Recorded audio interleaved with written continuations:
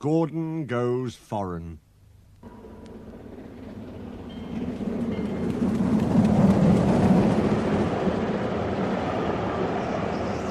Lots of people travel to the big station at the end of the line.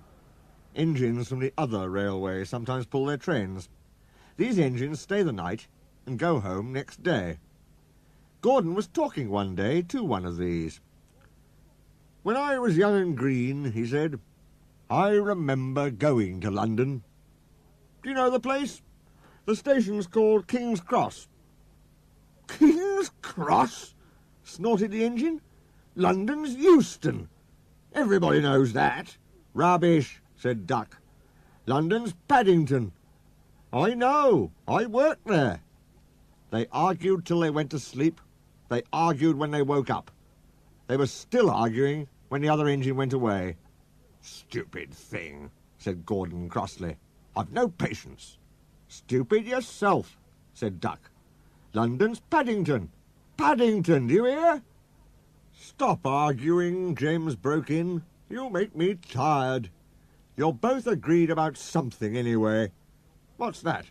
"London's not Euston," laughed James. "Now shut up." Gordon rolled away, still grumbling.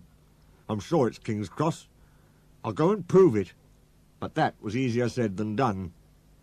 London lay beyond the big station, at the other end of the line. Gordon had to stop there. Another engine then took his train. "If I didn't stop," he thought, "I could go to London." One day he ran right through the station. Another time he tried to start before the fireman could uncouple the coaches. He tried all sorts of tricks, but it was no good. His driver checked him every time. "Oh dear," he thought sadly, "I'll never get there." One day he pulled the express to the station as usual. His fireman uncoupled the coaches, and he ran on to his siding to wait till it was time to go home. The coaches waited and waited at the platform, but their engine didn't come. A porter ran across and spoke to Gordon's driver. "The inspector's on the platform. He wants to see you."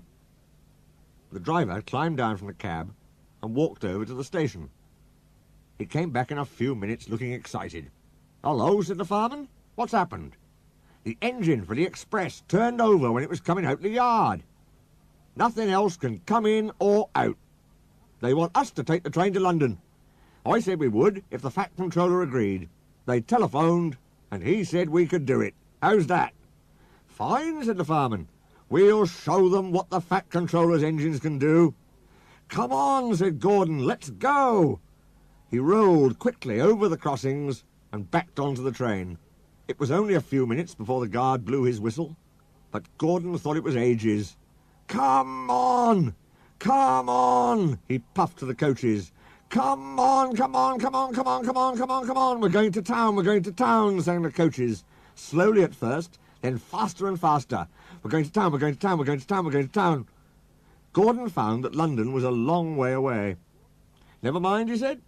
"I like a good long run to stretch my wheels." But all the same, he was glad when London came in sight. The Fat Controller came into his office next morning. He looked at the letters on his desk. One had a London postmark. "I wonder how Gordon's getting on," he said. The station master knocked and came in. He looked excited.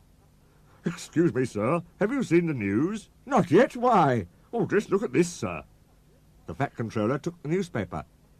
"Good gracious me," he said. "There's Gordon. Headlines, too. Famous engine at London station. Police called to control crowds." The Fat Controller read on, absorbed. Gordon returned next day. The Fat Controller spoke to his driver and fireman. "I see you had a good welcome in London." "We certainly did, sir. We signed autographs till our arms ached, and Gordon had his photograph taken from so many directions at once that he didn't know which way to look." "Good," smiled the Fat Controller. "I expect he enjoyed himself. Didn't you, Gordon?" "No, sir, I didn't." "Why ever not?" "London's all wrong," answered Gordon sadly. "They've changed it." It isn't King's Cross anymore. It's St. Pancras.